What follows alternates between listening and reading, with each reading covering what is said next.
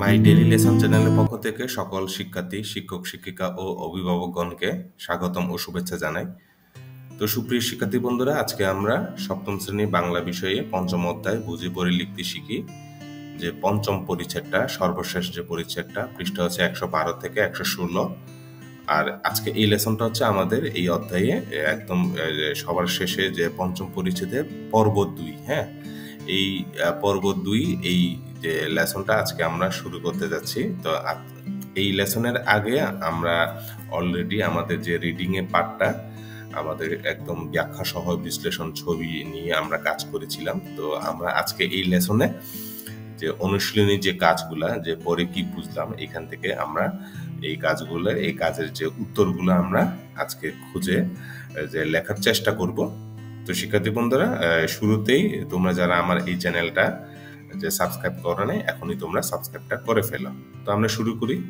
তো আমরা দেখতে পাচ্ছি এইখানে যে যে কাজটা পরে কি বুঝলাম, ক নম্বর যেটা দেয়া আছে, বৈজ্ঞানিক কল্পকাহিনী বলতে কি বুঝো। খ নম্বর হচ্ছে আগে আর কোন ধরনের কল্পকাহিনী তুমি পড়েছো। তারপর গ হচ্ছে আমরা ও ক্র্যাব নেবুলা গল্পের কোন কোন ঘটনা কাল্পনিক। তো আমরা যদি প্রথম যে প্রশ্নের যে উত্তরটা যদি দেখি, এখানে যে বৈজ্ঞানিক কল্পকাহিনী বলতে কি বুঝো, উত্তর হচ্ছে বিজ্ঞানের যে বিভিন্ন ধারণাকে কেন্দ্র করে লেখা কাল্পনিক গল্পকে আমরা বৈজ্ঞানিক কল্পকাহিনী বলতে পারি। হ্যাঁ, তো তোমরা এই যে উত্তরগুলো নোটটা নিয়ে নিবে, অথবা তোমরা তোমাদের মতো করেও বানিয়ে লেখার যে সুযোগটা আছে আর কি। হ্যাঁ, এখান থেকে একটা আইডিয়া নিয়ে। তারপর খ নম্বর হচ্ছে আগে আর কোন ধরনের কল্পকাহিনী তুমি পড়েছো। উত্তর হচ্ছে এর আগে আমি রূপকথা, পশু পাখি কাহিনী, দৈত্য দানবের কাহিনী জাতীয় কল্পকাহিনী পড়েছি।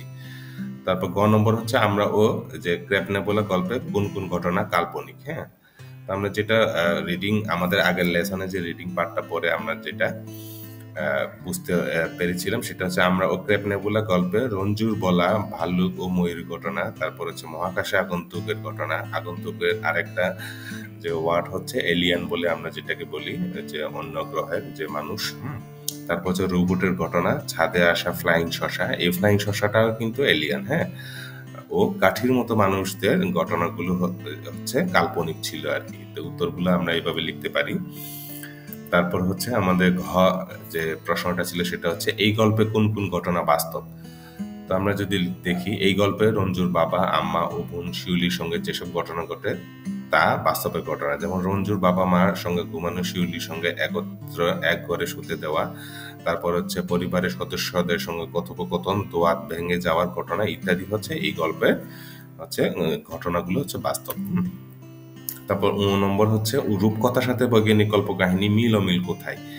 আমরা লিখতে পারি এভাবে, রূপকথা ও বৈজ্ঞানিক কল্পকাহিনী প্রধান মিল হচ্ছে দুটি কল্পনা দিয়ে তৈরি।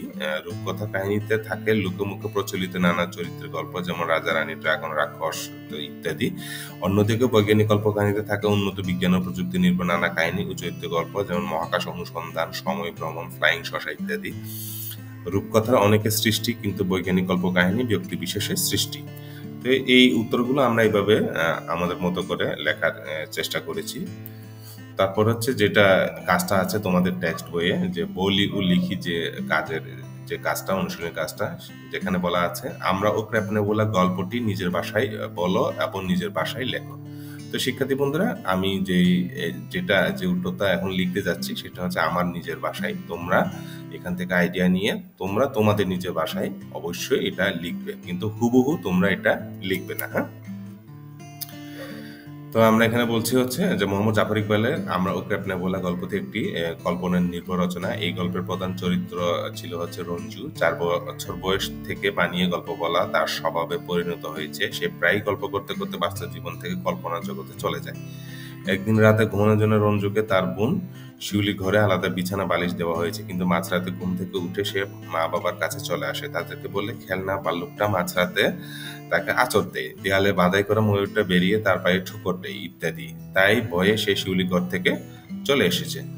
তারপর আমরা যদি দেখি, বিভিন্ন আজগুবি গল্প রঞ্জু তার বোন শিউলিকে বলে। মহাকাশে কোনো এক যে আগন্তুক তাকে ব্ল্যাক হোলের গোপন রহস্যের কথা বলে গেছে। ফ্লাইং শসা থেকে বিদ্যুটে এক প্রাণীর লেজে গান দিয়ে তাকে গুলি করার চেষ্টা করেছে। জারুল গাছের নিচে চতুষ্কোণে একটা উজ্জ্বল আলো দেখে উঁকি দিতেই সে ভিন্ন এক বিশ্বব্রহ্মাণ্ডে এক ঝলক দেখতে পায়। ফুটবল খেলে বাড়িতে আসার সময় হঠাৎ একটা রোবট বের হয়ে তাকে কুশল জিজ্ঞেস করে। তারপর হচ্ছে একদিন মাকে কালির দোয়াতে গিয়ে দেওয়ার সময় হুচুট খেয়ে সে পড়ে যায়, এতে দোয়াত ভেঙে টুকরো টুকরো হয়ে যায়, কালি ছড়িয়ে কার্পেট সহ সব জিনিস নষ্ট হয়ে যায়। এই জন্য তাকে মায়ের কাছে বকা শুনতে হয়। বকাকে এসে মনকে শান্ত করার জন্য নির্জন ছাদে আসে। হঠাৎ বাতাসের শুশু আওয়াজ শুনে সে পেছনে তাকিয়ে দেখে তাদের ছাদে একটা মহাকাশযান ভাসছে। একটু পরে নীল আলোর মধ্যে একটা আবছা ছায়া কিলবিল করতে থাকে। সেখান থেকে শুকনো কাঠের মধ্যে একজন মানুষ বেরিয়ে এসে তার ছাটে চার গায়ে আঞ্চলিক ভাষায় কথা বলে।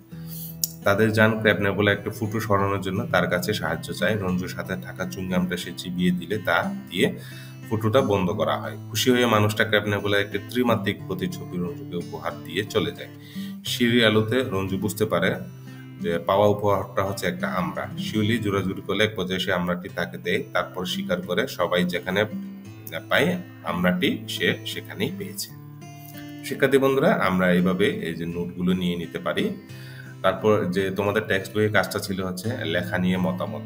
এখানে যেটা বলা আছে, আমরা ও ক্র্যাব নেবুলা রচনাতে যেসব বক্তব্য নিয়ে তোমার মতামত রয়েছে বা প্রশ্ন জেগেছে তা নিচের ছকে লেখো।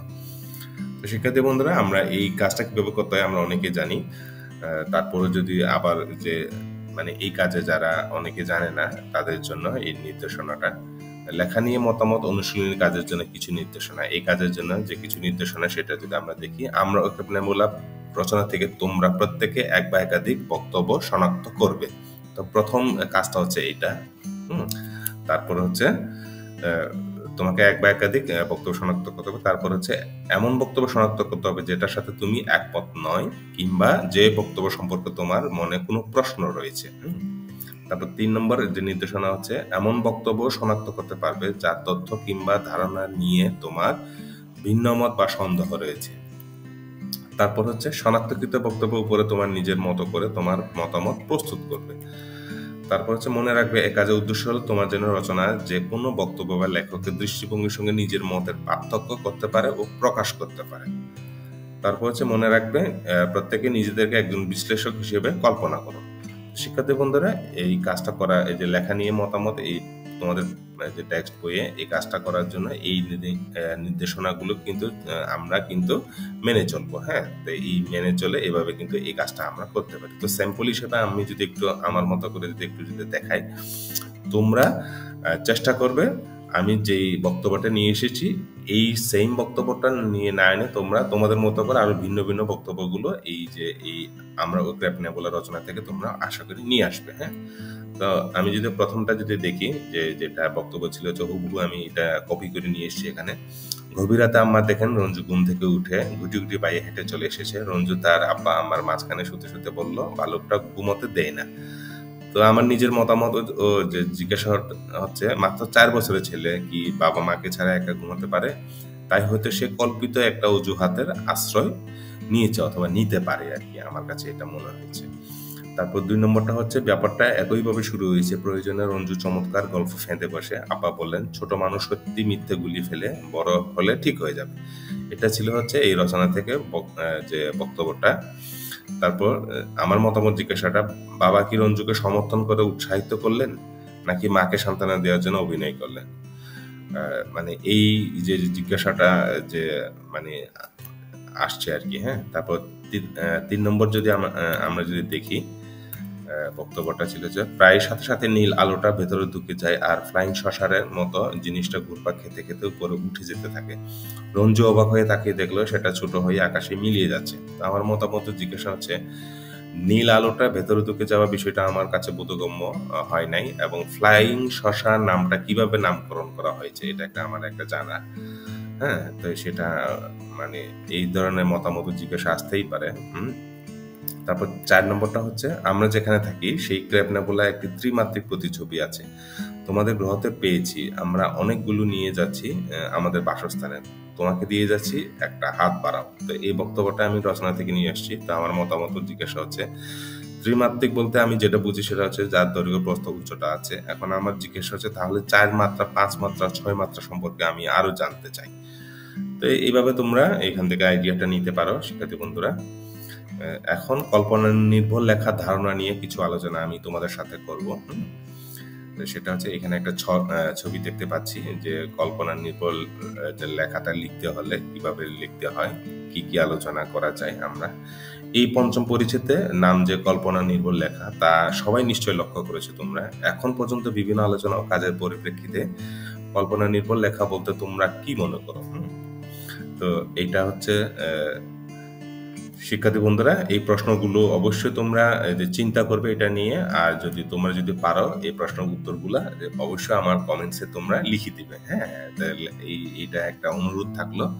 তো সেটা হচ্ছে যে কল্পনা ও বাস্তবের মধ্যে পার্থক্য কি। তো শিক্ষার্থী বন্ধুরা, তোমরা একটু চিন্তা করবে, চিন্তা করে এটা তোমাদের খাতায় এটা লিখে ফেলবে। তারপর হচ্ছে কল্পনা নির্ভর লেখা মানে কি এতে বাস্তবে কিছুই থাকবে না? 3 নম্বর প্রশ্নটা হচ্ছে যে কোনো বিষয় নিয়ে কি কল্পনা নির্ভর লেখা যেতে পারে? তারপর হচ্ছে কল্পনা নির্ভর লেখায় কি ব্যক্তিগত মতামত দেওয়ার সুযোগ থাকে? তারপর হচ্ছে আমরা ও বলে কি কল্পনা নির্ভর লেখা কেন বা কেন নয়? হ্যাঁ, তুমি যদি এটার সাথে একমত হও সেটাও লিখবা, একমত যদি না হও সেটাও লিখবা। হ্যাঁ, তারপর হচ্ছে কল্পনা নির্ভর লেখার ক্ষেত্রে কোন বিষয়গুলো বিবেচনা নিতে হয়? শিক্ষার্থী বন্ধুরা, তোমরা এই প্রশ্নের উত্তরগুলো অবশ্যই যে তোমরা দেওয়ার চেষ্টা করবে, অথবা নিজেকে নিজে এই প্রশ্নের উত্তরগুলো খোঁজার চেষ্টা করবে। তারপর হচ্ছে পাঠ্য বইয়ে বৈজ্ঞানিক কল্পকাহিনী অনুচ্ছেদটি নীরবে পড়ো। যে তোমাদের টেক্সট বইয়ে এই যে বৈজ্ঞানিক কল্পকাহিনী যে পাঠটা আছে, তোমরা অবশ্যই একদম লাইন বাই লাইন তোমরা পড়ে নিবে। তোমরা যেখানে যে জায়গায় যে আটকে যাবে অথবা কঠিন শব্দ তোমরা পাবে, বুঝবে না, সেটা অবশ্যই তোমরা আমাকে কমেন্টে লিখে জানাবে। আমি যথাসাধ্য চেষ্টা করব এই বিষয়গুলো, এই যে শব্দের অর্থগুলো একদম ছবি সহকারে অর্থ দিয়ে বোঝানো।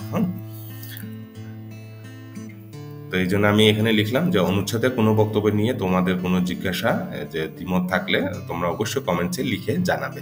হ্যাঁ, তো তোমরা এই যে বৈজ্ঞানিক কল্পকাহিনী এই যে অনুচ্ছেদটা তোমরা এটা নীরবে পড়ে নিবে। হ্যাঁ, তারপরে আমরা যদি দেখি কল্পনা নির্ভর লেখার ধারণা। হ্যাঁ, এটা যদি আমরা দেখি কাল্পনিক যে কোনো বিষয় যার অস্তিত্ব যা বাস্তব জীবনে উদাহরণের সাথে মেলে না তাই হলো কল্পনা নির্ভর লেখা। হ্যাঁ, তো আমরা আরেকটু যদি বলি কল্পনা নির্ভর লেখা কাকে বলে? কাল্পনিক যে কোনো বিষয় যার অস্তিত্ব বাস্তব জীবনের সাথে উদাহরণের সাথে মেলে না সেটাই হচ্ছে আমরা বলতে পারি কল্পনা নির্ভর লেখা।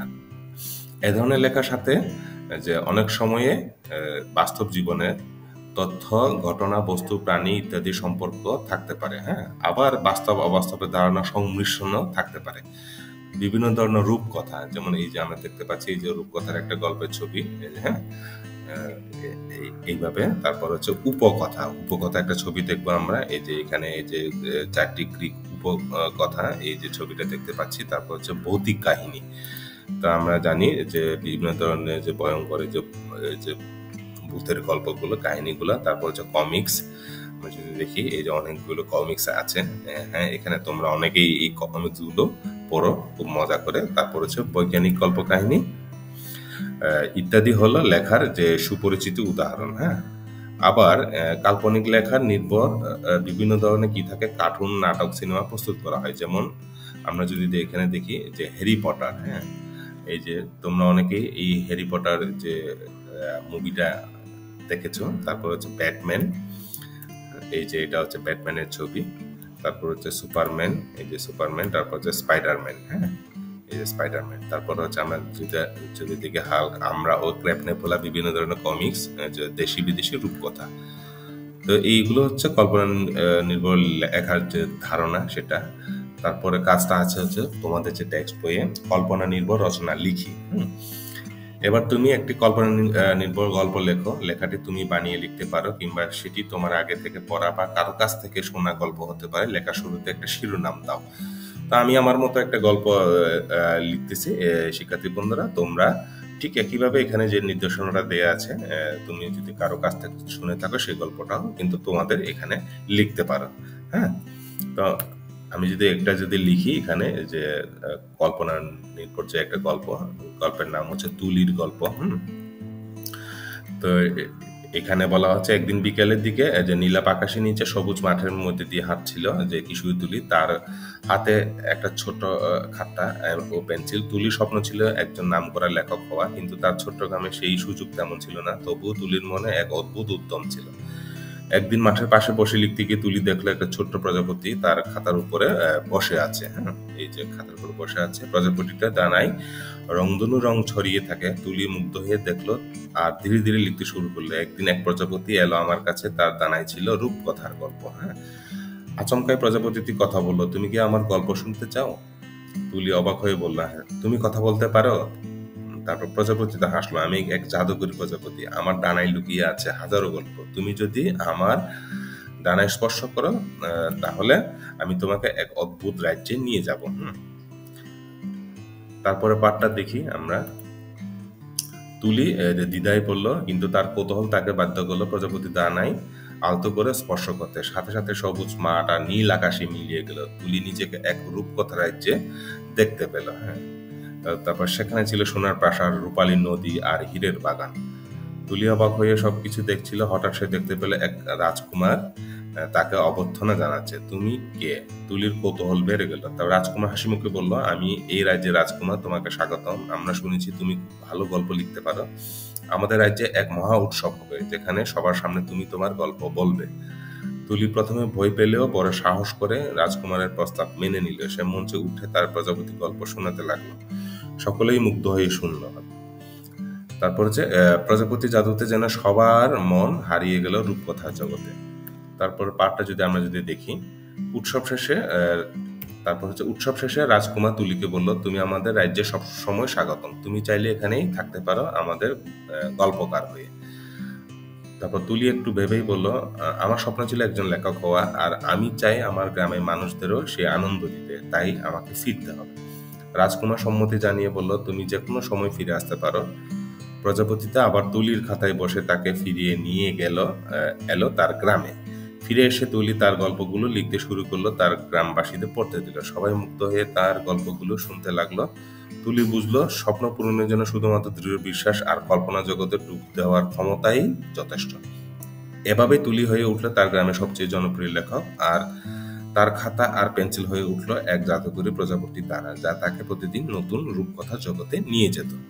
তো শিক্ষার্থী বন্ধুরা, তোমরা অবশ্যই এই ধরনের একটা নিজের থেকে বানিয়ে অথবা তোমাদের শোনা গল্প লিখতে পারো। তো আমরা মোটামুটি এখন শেষ পর্যায়ে চলে এসেছি। তো আমরা আমাদের এই যে বুঝে পড়ে লিখতে শিখি যে পঞ্চম পরিচ্ছেদে যে আমরা ও ক্র্যাব নেবুলা, হ্যাঁ, যার লেখা ছিল হচ্ছে মোহাম্মদ জাফর ইকবাল, এই যে দ্বিতীয় পর্বে যে আমরা এই লেসনটা আজকে আমরা শেষ করলাম। আশা করি শিক্ষার্থী বন্ধুরা তোমরা অনেকেই যে এই লেসনগুলো থেকে তোমরা যে উপকারটা পাবে, যে কিভাবে এই লেসনে যে রিডিং পড়ে কিভাবে আমি আমার জায়গা থেকে একটা তোমাদের যে চিন্তার একটা জায়গা আমি তৈরি করার চেষ্টা করেছি আমার দিক থেকে আর কি। হ্যাঁ, তো তারপরেও তোমাদের যদি কোনো বুঝতে যদি কোনো সমস্যা থাকে, কোনো কমেন্টস, কোনো যে ফিডব্যাক থাকে আমার, তাহলে অবশ্যই তোমরা আমাকে কমেন্টসে লিখে জানাবে। হ্যাঁ, তো আমরা এখানেই আজকে শেষ করব। তোমরা অবশ্যই ভালো থাকবে। অসংখ্য সবাইকে ধন্যবাদ।